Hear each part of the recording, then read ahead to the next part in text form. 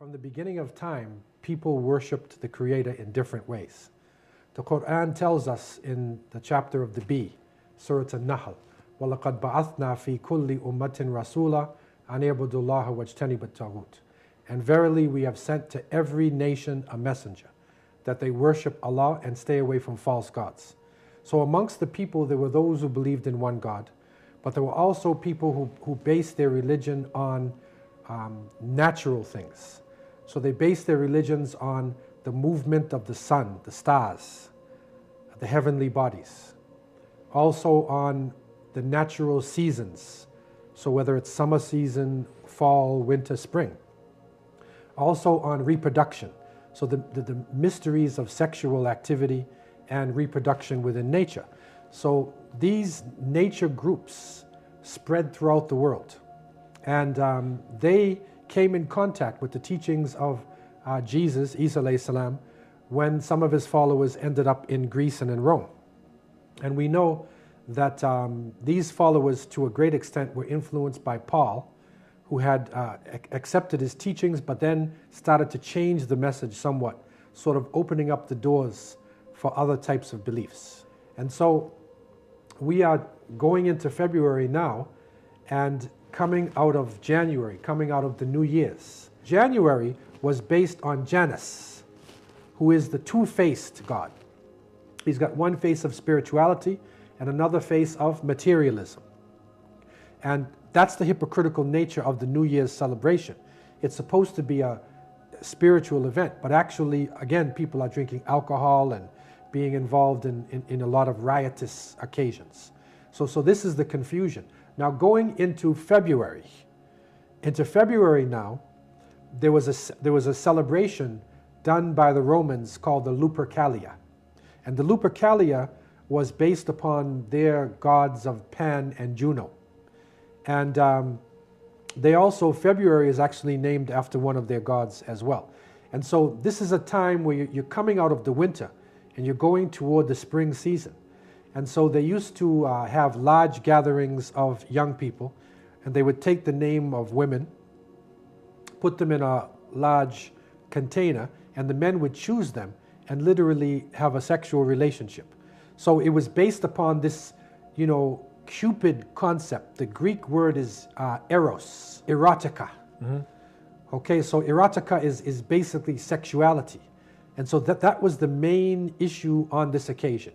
And this is where you get cupids from and hearts and things like that, because this is actually the ceremony of, open sexuality.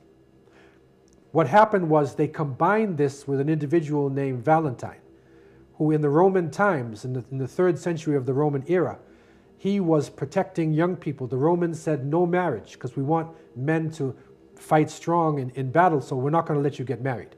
Valentine, a religious priest, he disagreed with this. They put him in jail. He went against the state. Eventually they executed him. And on the day of his execution, he wrote a letter to 2 of the young people getting married, and he said, "From your Valentines." So that's where Valentine, he's Saint Valentine's. So they took the concept of the open sexuality, put the name of a Christian priest on it, so it seems like a holy day, but actually it's the open sexuality of the Lupercalia. And that is the dangerous thing for Muslims and people of conscience to get involved in this, because what happens is pornography, erotica, this overcomes everything else. So it seems like it's innocent. It's like they say, a wolf in sheep's clothing.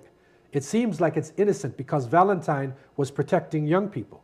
But the reality is, it is an occasion where more people commit fornication and adultery, where rape happens, unwanted pregnancy.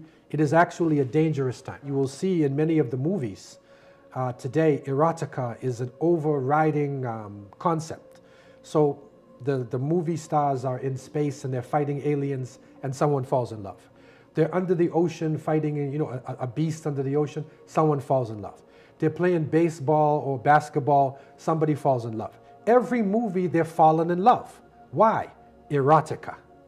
So erotica is this concept coming out of the Greek culture that pushed the people towards loose, open sexual relationship. And this, of course, is very destructive to society.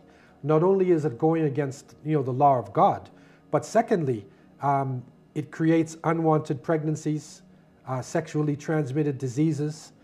It is one of the big problems and plagues in the world today when people do not organize their life, take responsibility for their sexuality. There's a lot of damage that actually comes along with it, especially for the women. And so therefore, we're saying to Muslims, don't play around with the devil. Don't play around with evil things and think that it is sport and play. Because what is happening is that young people are being fooled into focusing their life on their sexuality, as opposed to focusing their life on their education, on their physical fitness, and then grow into their sexuality. This is how societies develop themselves over the centuries. And of course, the last revelation, of the Quran brought us the beautiful example of the husband and the wife and the family, and how people can protect themselves, and how sexuality can actually be a beautiful thing. It can be a halal, permissible thing, and not something wild and uncontrolled.